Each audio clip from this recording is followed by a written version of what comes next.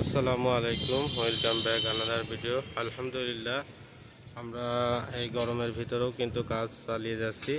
আপনারা জানেন চুয়াডাঙ্গা জেলায় সর্বোচ্চ রেকর্ড করেছে 42°C। তার ভিতরেও কিন্তু আমাদের মিস্ত্রিগণ তাদের কাজ করে যাচ্ছে। দেখতে পাচ্ছেন রড বান্না কাজ চলছে।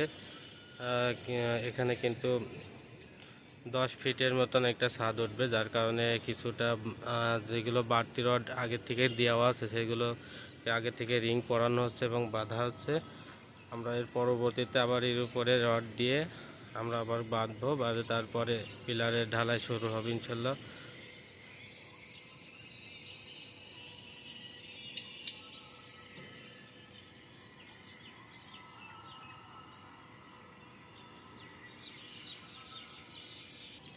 যারা ছাদ করার পরে জানেন না যে কতদিন কিউরিং করতে হবে, পানি দিতে হবে, তাদের জন্য বলছি এভাবে আপনারা ছাদ মিনিমাম 24 দিন সর্বোচ্চ 1 মাস পর্যন্ত ছাদ এভাবে কিউরিং করতে পারেন। তাতে আপনাদের ছাদের মান অনেকটাই ভালো হবে।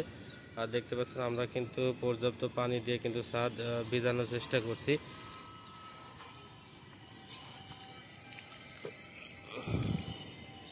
যেখানে চলছে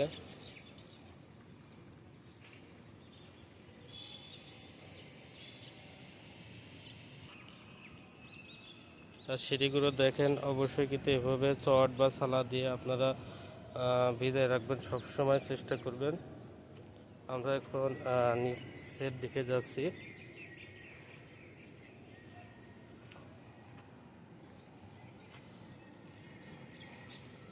আমরা কিন্তু এই ছাদের শাটারিংয়ে এখন পর্যন্ত রাখছি। এটা 22 তারিখে, গত মাসের 22 তারিখে ঢালাই হওয়ার পর থেকে আজকে 13 তারিখ, এখনও কিন্তু শাটারিং খোলা হয় নাই।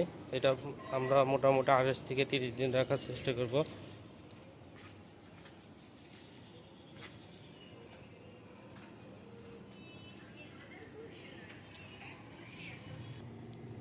এই যে এখানে কিন্তু আমরা রডের যে বাইলা রিং সেটা বানাচ্ছি। আর প্রত্যেকটা রডে কিন্তু মাটাম আছে 1.5 থেকে 2 ইঞ্চি করে। আপনারা অবশ্যই রডে মাটাম দিয়ে তারপরে রডের রিং বানাবেন।